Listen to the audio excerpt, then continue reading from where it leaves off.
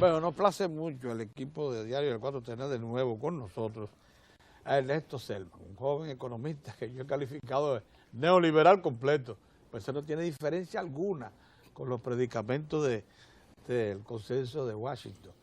Él te dijo que él es un liberal, Pedro, escúchame, tengo que defender. Él te dijo que él es un liberal, él te dijo que él es un liberal duartiano. También di eso. Bueno, tú le dijiste eso, él dice que él es un liberal duartiano.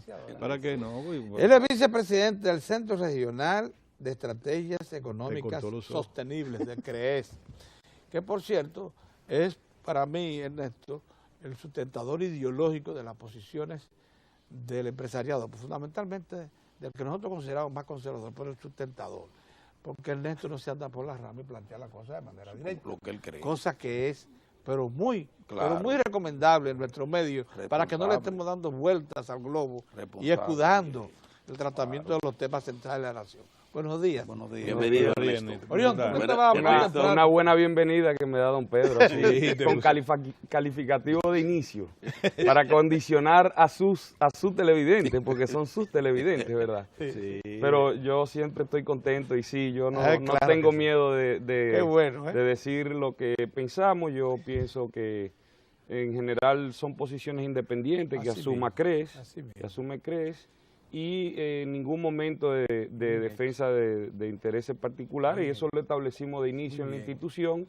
Y una cosa puede ser una posición que usted entiende que es la mejor y otros que no, y ahí está la democracia, el debate de las ideas, y con muchísimo gusto estamos por aquí. Muy bien, muchas gracias. Y como yo me voy, nomás te voy a hacer algunas reflexiones para que tú yo te leí tu declaración, por cierto, el título no se corresponde, tú me habías dicho, no se corresponde con el contenido, pero yo te expliqué cómo es que lo hacen, que no es mala fe.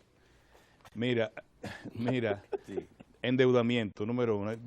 Siempre tus planteamientos están en dos vertientes en cuanto al presupuesto, el diseño del presupuesto de la nación. El primero es endeudamiento, el segundo es cómo disminuir el déficit fiscal. Un tercer aspecto que yo noto es que tú crees que debes revisar los subsidios. Entonces tenemos y el clientelismo, es decir, la visión que pueda tener el presupuesto para tener beneficios de carácter político coyuntural. Tú temes una situación como esa. Entonces tenemos clientelismo, reducción, tú planteas reducción de subsidios a través de negociaciones con los sectores que están, y el endeudamiento tú lo consideras que es muy elevado respecto al ejercicio de este presupuesto para el año que viene. Ahora, primero del endeudamiento, yo te digo, el endeudamiento si se pone individualmente es malo, claro. Tú me dices, desde el año 2000 al 2013, el endeudamiento ha crecido en un 580%. Luis Diablo nos va a llevar quien nos trajo, pero tú no me dices que del año 2000 al 2013, ¿cuánto ha crecido el Producto Interno Bruto? Porque yo me endeudo para tener riqueza. O sea, el endeudamiento solo, sin una comparación, es nada. ¿Y cuánto ha disminuido la carga fiscal? No, pero yo voy, escúchame, con el tema del endeudamiento. Mira, nos estamos endeudando mucho. Ya el año que viene estamos hablando casi de 5.000 millones. También manejo una cifra... 35.000 millones. No, en dólares. 4.500 millones. Esos son requerimientos brutos de financiamiento. Lo que implica es que usted tiene que salir a buscar deuda para financiar su déficit, nueva deuda, y para, digamos, como decimos en buen dominicano, reenganchar lo que usted tenía. Eso es otra cosa. Neto, ya te voy a dejar, perdóname. Simplemente Neto, para aclarar, porque la deuda es una cosa y el flujo tú lo dijiste eso muy bien. Entonces, si el presupuesto tiene un déficit, que tú lo estimas en 85.000 millones más o menos, el déficit, 2.9 quiere llegar el gobierno del producto, muy bien. Entonces tú dices que eso significa en deuda para poder financiar ese déficit, tanto en dólares, moneda fuerte. Resulta que deuda para pagar deuda, por tanto no aumenta el stock, sino en los términos de los intereses, pero... Aumenta en el nivel del déficit, es decir, habrían por lo menos 2.000 millones nuevos. Te dejo eso, deuda. Y los subsidios, he notado que tú has hecho mucho énfasis siempre en subsidios, hiciste énfasis, no en este trabajo. Tú dices el clientelismo, se supone que es el programa Solidaridad, eso hay que verlo, hay que reducirlo, supongo yo, porque el clientelismo no es el subsidio al sector eléctrico, eso no se puede tocar. El subsidio debe ser el que le están dando el subsidio 22.000 escolar, el bono luz, el bono gas. Ese sí puede ser clientelista, porque esa gente van a votar por el que le dé su tarjeta. Y lo de los choferes. Y lo que sé yo Gasto cuánto, a los choferes. 800 millones de pesos a los choferes, a los dueños del país. Es una barbaridad. Ya te dejé. Dale para adelante.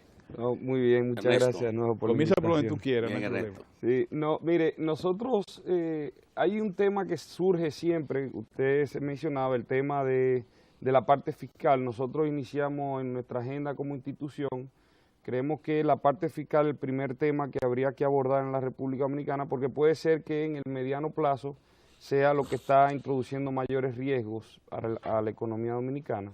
Y por eso nosotros iniciamos nuestro trabajo todo con el aspecto fiscal, y eso obviamente tiene que ver con los presupuestos, los déficits, la deuda, y por eso tal vez hay la percepción de que uno trata mucho el tema fiscal, y ciertamente es un tema crítico y nosotros lo hemos enfocado, pero nosotros hemos abordado otros temas y bueno, podríamos hablar de eso más adelante. Para responder a la pregunta específicamente, hay varios temas aquí. Te hablo de varios, ingresos, gastos y específicamente en cuál de las partidas del gasto. La República Dominicana, ciertamente, mire, en los años 90, la deuda pública se redujo en 14%. Desde el año 2000 para acá, como estamos mencionando, la deuda pública se ha multiplicado por 7. Y eso ha implicado que los intereses, fíjese, cuando usted tiene a nivel personal, los intereses que usted paga sobre los ingresos, hoy día en el 2000 del Estado eran 4.5%. Si 4.5% de los ingresos corrientes se destinaban al pago de intereses.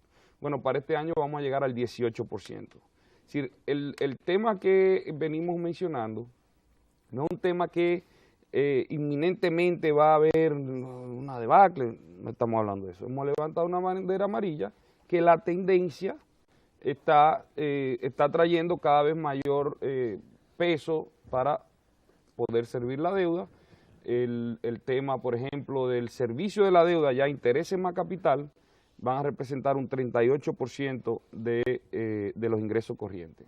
Si usted va a un banco, usted le dicen, si es más de 30% el servicio de esa deuda, no se lo presto.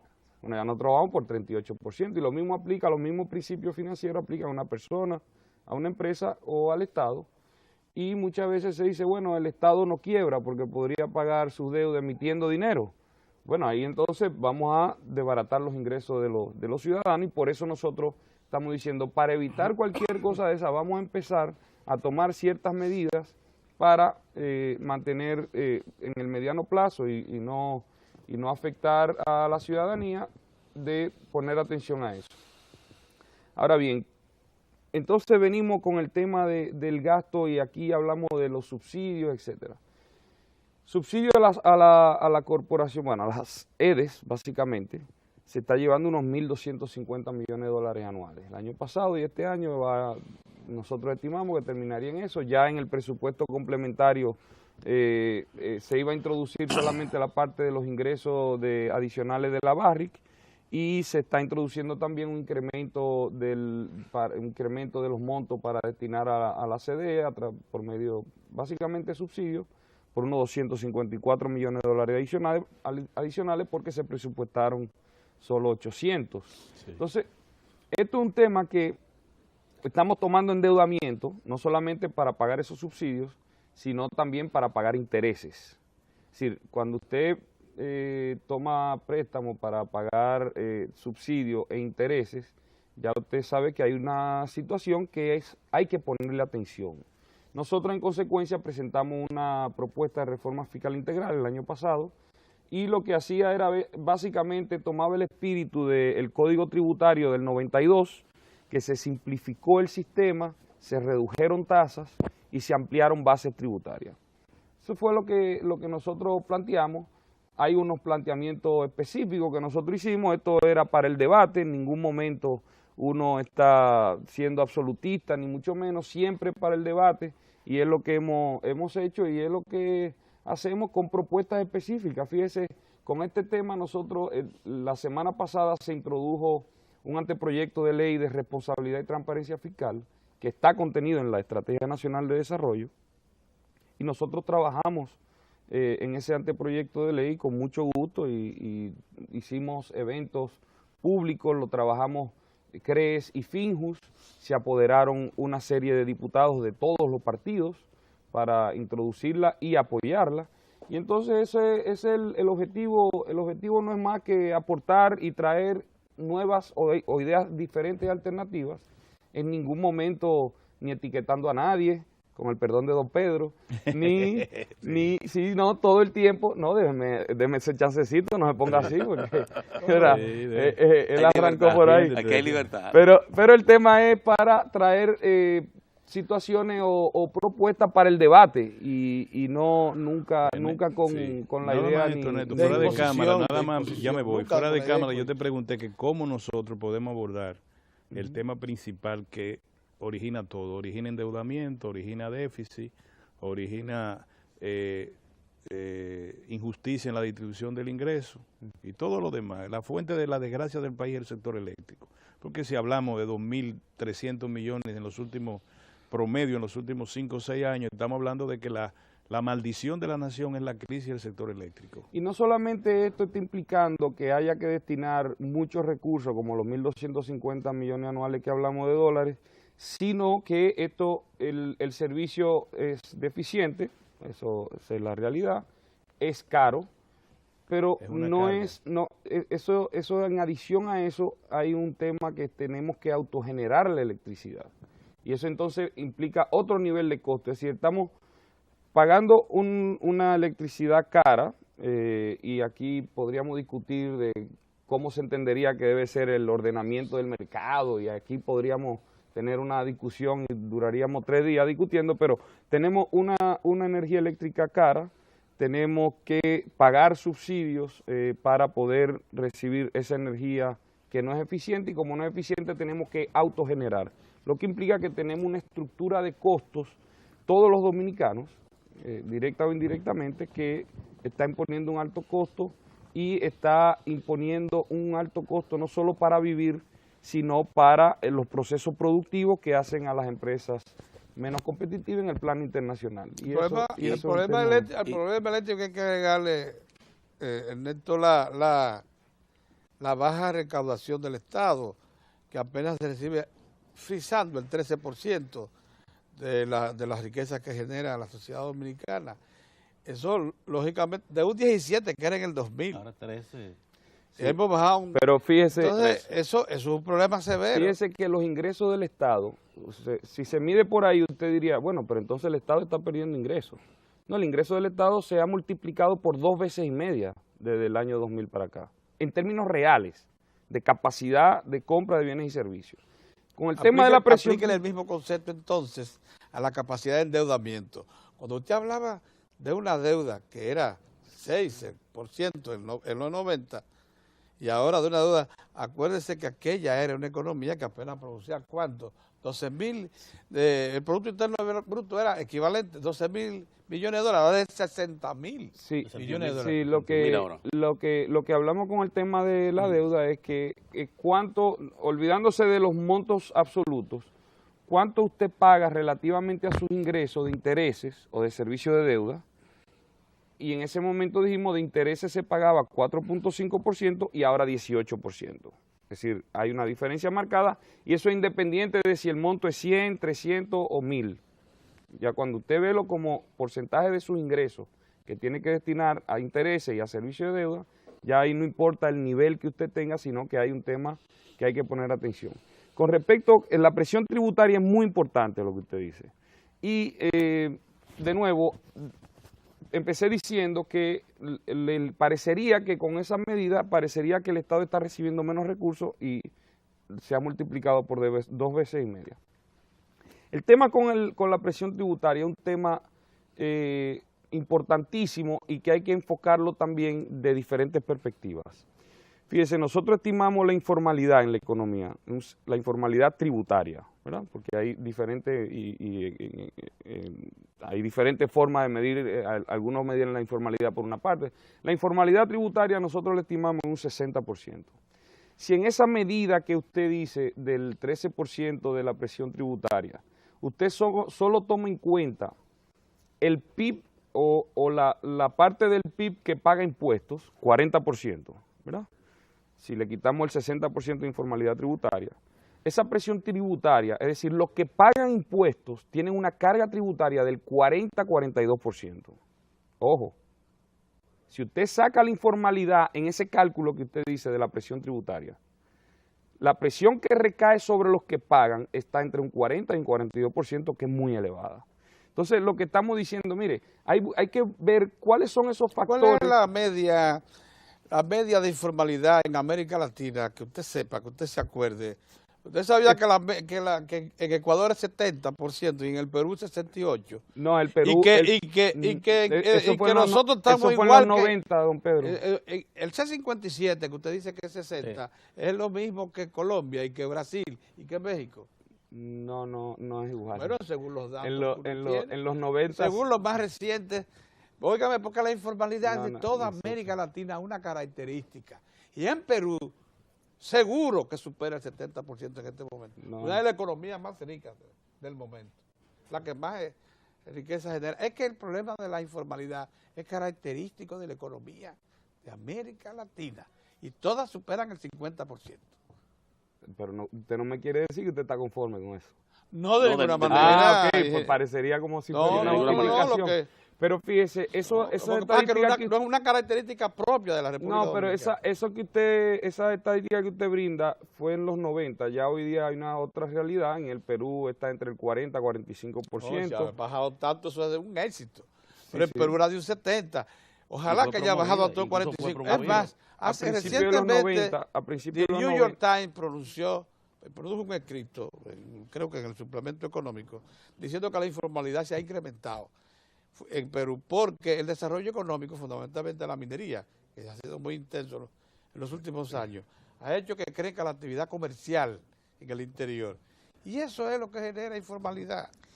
Hay muchos factores y por eso entraba en este tema de ver cuáles son esos factores que están generando esa informalidad tributaria. Y un elemento importante es el tema del Código Tributario, cómo lo hemos estado modificando últimamente. Desde el año 2000 para acá han habido 7 llamadas reformas tributarias, que es lo que han implicado incremento de impuestos, y eso promueve las actividades fuera del sistema tributario. Pero también hay otro tema, y es algo que nosotros estamos viendo, el tema, y ustedes hablaban anteriormente, el tema del Código Tributario, que podría estar añadiendo algunos elementos para hacer las transacciones fuera del mercado laboral.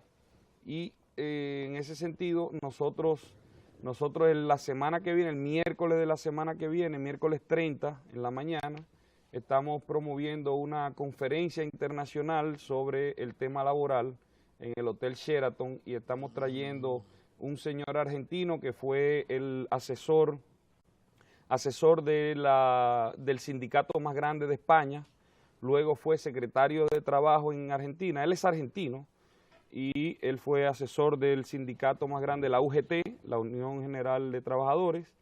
Y viene el señor José Piñera de Chile, que fue quien introdujo un código laboral que redujo básicamente el desempleo, llevó al pleno empleo en Chile en los 90, así que tenemos esa conferencia con el tema laboral el miércoles de la semana que viene. Una pregunta, Ernesto. Sí. Cuando has referido al tema del endeudamiento, a mí me llama la atención que ustedes no le han dedicado tiempo a ver la economía en los 90. Después de la crisis, cuando viene la recuperación, el presidente Balaguer, el conjunto de medidas que tomó. Sí, un conjunto de reformas estructurales, sí, que nosotros promovemos, sí, que se retome ese programa, sí, de reforma que creó las condiciones o puso las bases para un crecimiento vigoroso. Sí, que incluso le inició por decreto y siguió después que se promulgó el Código Tributario. Pero en esa economía que uno veía era un modelo, estaba el tema laboral, el tema salario era un tema cerrado, no había aumento de salario. Incluso después se resaltaba como una especie de pacto que fue un compromiso de la administración asegurar estabilidad de salario, pero eso conllevó que en la República Dominicana en ese periodo, si toma las informaciones, la pobreza no disminuyó, porque los ingresos de los trabajadores eran muy bajos. Después viene la administración del Partido de la Liberación Dominicana, 1996. A partir de ahí se expande el salario. Incluso en el caso de profesionales como los médicos, hubo incrementos extraordinarios. En el caso de los maestros, la misma situación. Y va observando estos detalles, pero cuando uno ve el presupuesto y observa también en esa administración Balaguer, las principales obras se ejecutaron con recursos internos, lo que implicó mucho contrañimiento para la población y disminución de calidad de vida para los más pobres. Yo le llamo la atención porque cuando ustedes hablan del tema, no tratan el problema de dos maneras de administración del Estado. O sea, el esquema, podríamos hablar de Balaguer, y el esquema y los cambios que ya comienzan. Incluso ya el tema del salario deja de ser tabú. El gobierno lo acepta como una realidad del mercado en la que no interfiere, ya como política de Estado. Entonces, esto me ha llamado que ustedes esa parte hay varios aspectos que usted trata. Sí. Yo, en términos de manejo de las finanzas públicas, bueno, antes que todo, la economía no es el Estado. Es decir, el Estado toma recursos de los agentes productivos para poder funcionar, ¿verdad? Todos los agentes productivos, consumidores, productores, inversionistas, etc.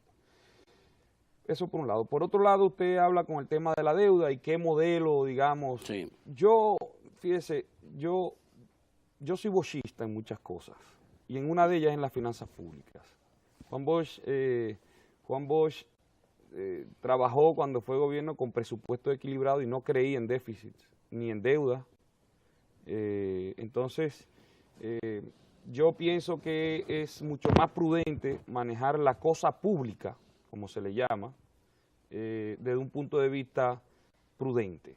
Y en eso yo me identifico totalmente con esos 7 meses de gobierno y yo creo que esa es la mejor forma de llevar la cosa pública.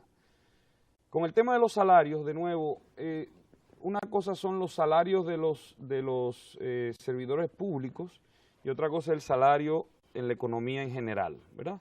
Sí. Y fíjese, los salarios no pueden decretarse, no se pueden legislar, los salarios realmente, y si usted lo trata de hacer, lo que va a obtener es un alto nivel del empleo informal, porque tanto empleadores como empleados salen del sistema formal, del marco regulatorio que le imponen, y realizan sus transacciones fuera de ese marco regulatorio, y por eso hoy día tenemos un nivel de 56% del empleo informal en la economía dominicana. Entonces, aquí tenemos que ver algunos factores, ¿verdad? Realmente, en última instancia, los salarios tienen que ver con la capacidad productiva de los trabajadores. ¿Cuánto aportan en los procesos productivos? Y eso lo negocian trabajadores y empleadores. Bueno, ¿cuánto tú crees que tú aportas? Yo entiendo que es esto, yo entiendo que es lo otro.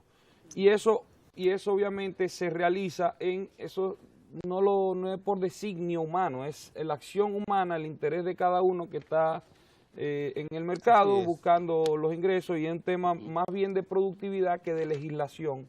Y eso es uno de los temas que vamos a tratar en esta conferencia internacional que tenemos el miércoles que viene a las 8:30 de la mañana en el Hotel Sheraton. Quedan invitados para tratar estos temas y poner un poco, se conformó una comisión de reforma laboral, tenemos unos temas de un 15% de desempleo y un 56% del empleo informal, y esos son temas que debemos debatir, y parte del mandato de CRES es traer, diferentes ideas y diferentes personas con diferentes posiciones, que es lo que estamos haciendo con este señor argentino que fue asesor del sindicato más grande de España y que fue asesor del Ministerio de Trabajo cuando el gobierno de Felipe González, y luego fue ministro de Trabajo en Argentina, y esta otra persona de Chile. El país está siendo objeto de centro de discusión de ideas muy importantes, incluso Celebramos mucho que el CREES haya promovido este evento.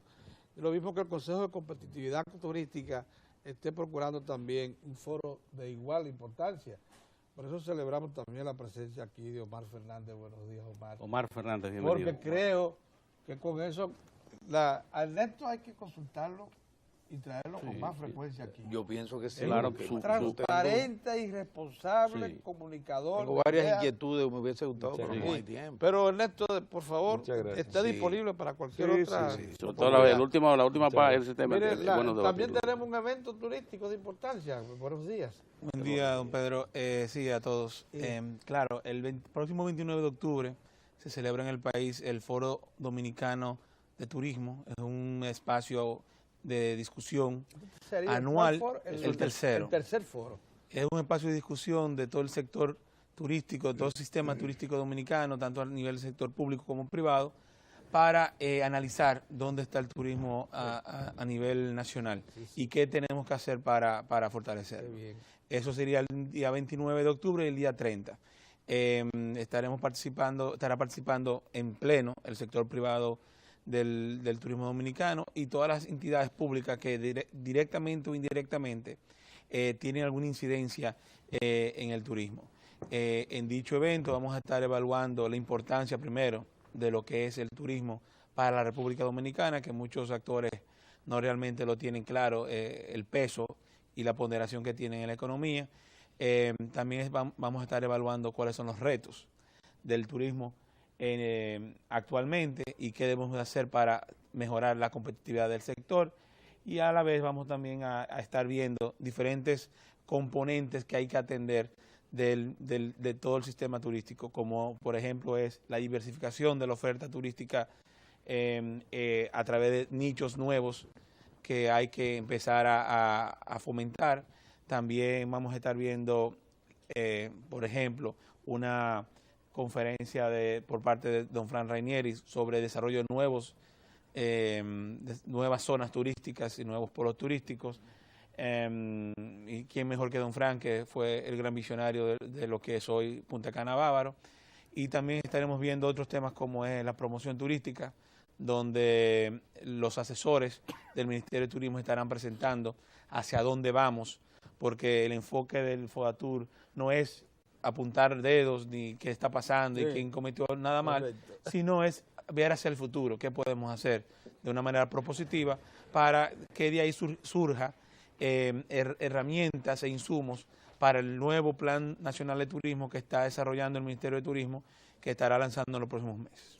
Hay un estudio que se estaba haciendo para ese evento, ¿verdad? Hay que poner la atención para el sumo nuestro de lo que estamos interesados. Hay un estudio, creo que se estaba realizando, parece que va a ser muy importante. Sí, hay un estudio que mide de manera concreta la importancia en la economía del turismo, y es un estudio que servirá de insumo para las presentaciones de este Llega un momento importante, Mozart, porque nos hemos preguntado aquí siempre, ¿cuál es el firmamento?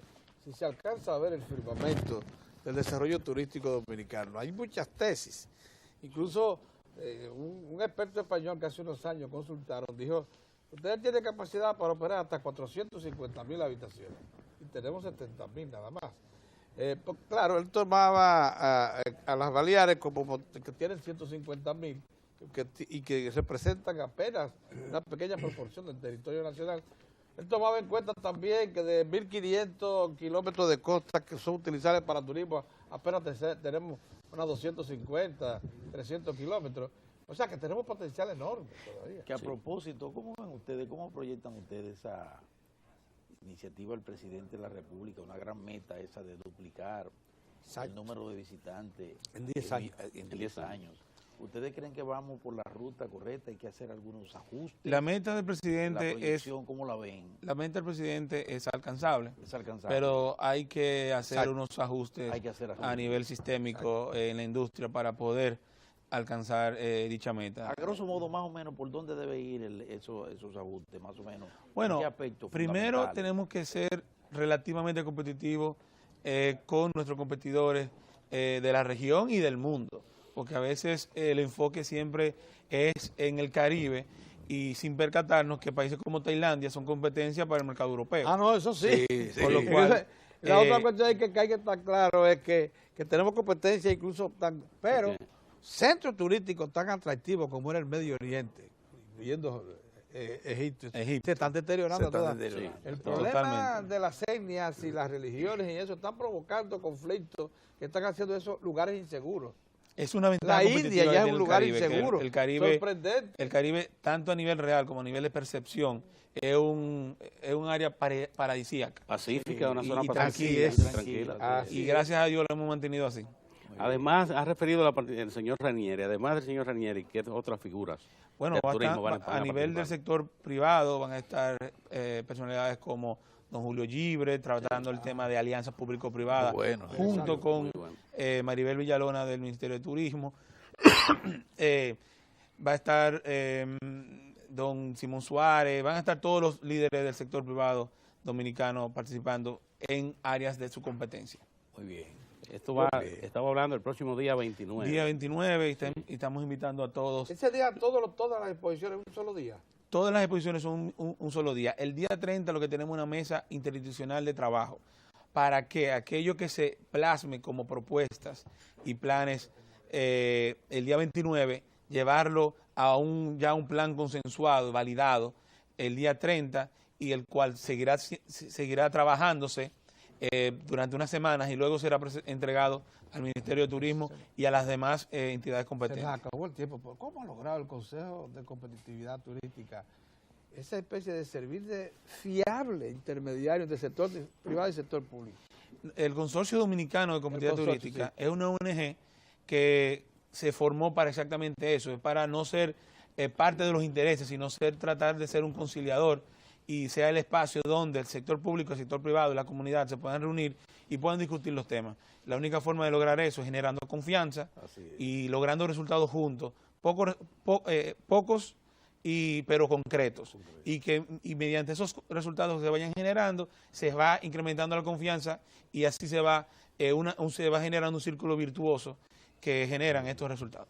Excelente. Es un ejemplo concreto de que la sociedad dominicana tiene virtudes extraordinarias. Así es, claro. Y experiencias ya acumuladas. Esta es una experiencia positivísima que podemos trasladar a muchos otros sectores. A muchos otros sectores. Que están trabajando. Bueno, Mar, muchas gracias por estar con nosotros. Gracias. Perdóname que te hicimos esperar un poquito de rato, pero este señor... valió la pena. Valió la pena, ¿no? La que sí. Y ha venido a dar la buena nota, que es una actividad muy importante el próximo miércoles. El miércoles 30. Sí, por eso fue que solicitó venir. O sea que tenemos 29 y 32 días de mucho interés. Son muy buenas actividades. Platos fuertes. Señores, miren, ahí está Lalo. Le hemos quitado también unos minutos. El Licey le dio una paliza. Pero le vamos a pasar directo donde Lalo, de manera que el que está allá arriba no tenga oportunidad. No, y que no dé un batazo de FAO. Así que vamos donde Lalo directamente para que nos ponga el día. Buenos días, Lalo. Muy buenos días a toda la teleaudiencia nacional y a los que sintonizan a nivel internacional, Diario del 4 a través de sertvdominicana.com en cualquier parte del mundo. No, pero hasta yo...